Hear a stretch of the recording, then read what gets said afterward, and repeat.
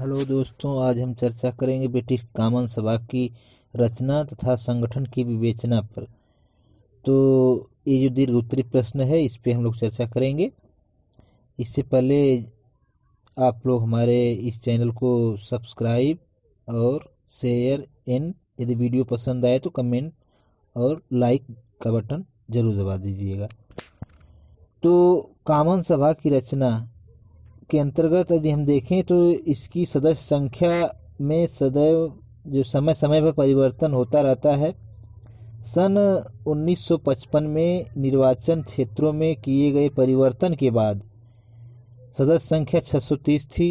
वर्तमान में इसकी सदस्य संख्या 650 है, जिसमें 531 इंग्लैंड के, 36 वेल्स के, 71 स्कॉटलैंड के और 12 उत्तरी आयरलैंड के सदस्य होते हैं।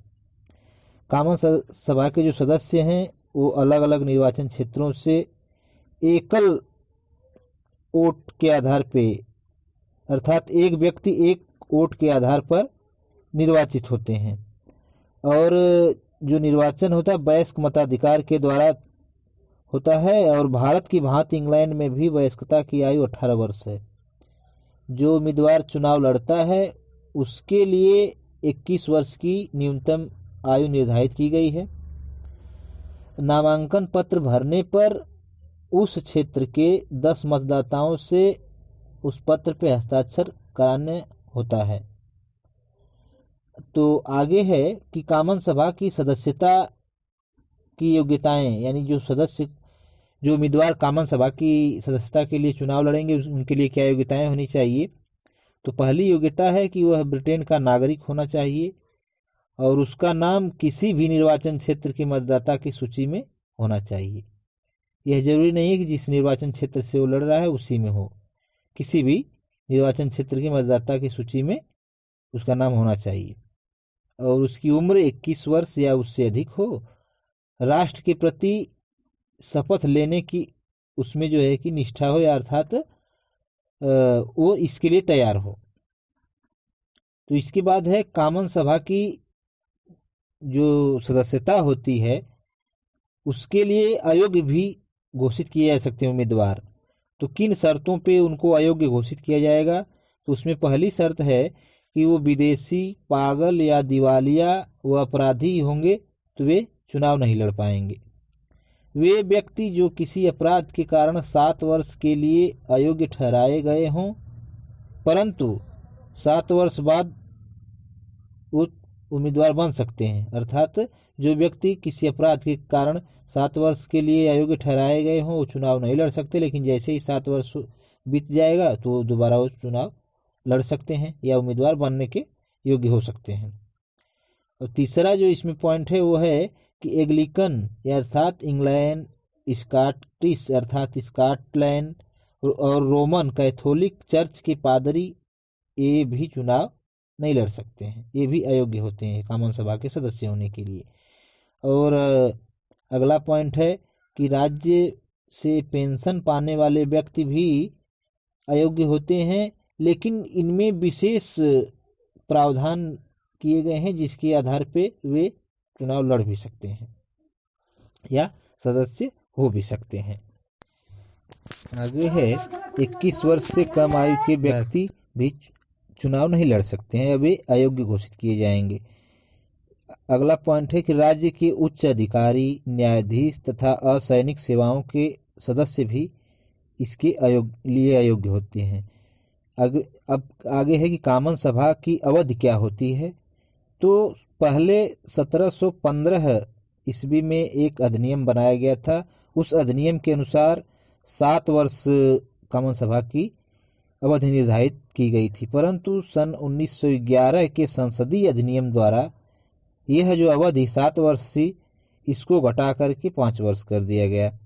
विशेष परिस्थितियों में ऐसा नहीं है कि 5 वर्ष निश्चित है। विशेष परिस्थितियों में सम्राट अर्थात राजा प्रधानमंत्री की सिफारिश पर इसे घटा सकता है और विषम परिस्थिति आए तो बढ़ा भी सकता है। सन 1974 में कॉमन सभा का 2 बार विघटन भी हुआ था और 2 बार निर्वाचन भी हुआ था, जिससे ये सिद्ध होता है कि ये इसको घटाया भी विषम परिस्थितियों में जा सकता है और बढ़ाया भी जा सकता है।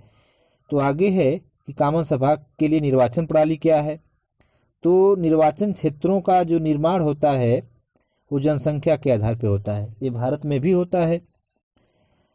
50 से 70 हजार के मतदाताओं पर एक प्रतिनिधि चुना जाता है। और निर्वाचन क्षेत्रों में परिवर्तन जो होता है वो अस्थाई आयोग करता है। जैसे अपने यहाँ जो निर्वाचन क्षेत्रों में परिवर्तन किसके आधार पर होता है, परिसीमन आयोग होता है। तो अपने भारत के परिसीमन आयोग की तरह वहां पर एक परिवर्तन अस्थाई आयोग करता है। मतदान गुप्त रीति से होता है और जो सर्वाधिक मत प्राप्त करता है उस उम्मीदवार को विजयी घोषित किया जाता है। तो अगला है कि कामन सभा का जो अधिवेशन है अर्थात उसका सत्र जिसको बोलते हैं वो कब होता है और कितना होना चाहिए। तो कामन सभा का जो अधिवेशन होता है और लॉर्ड सभा के अधिवेशन के साथ ही इसका जो अधिवेशन प्रारंभ होता है। और ब्रिटेन में यह परंपरा है कि वर्ष में एक अधिवेशन का होना आवश्यक है और आवश्यकता पड़े तो एक से अधिक भी अधिवेशन बुलाया जा सकता है। आगे है कि कामन सभा की जो कार्यवाही है, जैसे अपने यहाँ लोकसभा है उसकी कार्यवाही होती है ना, तो वैसे ही कामन सभा की कार्यवाही के लिए जो गण पूर्ति है अर्थात एक जो सदस्यों की न्यूनतम संख्या निर्धारित की गई है कि उससे कम यदि सदस्य उपस्थित होंगे तो जो कार्यवाही है कामन सभा की वो नहीं प्रारंभ होगी। तो इसके लिए गणपूर्ति क्या है कि सदन की कार्यवाही प्रारंभ करने हेतु कम से कम 40 सदस्यों की उपस्थिति अनिवार्य है। अर्थात कामन सभा में गणपूर्ति 40 सदस्यों की है न्यूनतम। और इसके बाद है कि कामन सभा के पदाधिकारी कौन कौन से होते हैं। तो जैसे अपने यहाँ लोकसभा का अध्यक्ष होता है वैसे ही वहाँ पर स्पीकर होता है।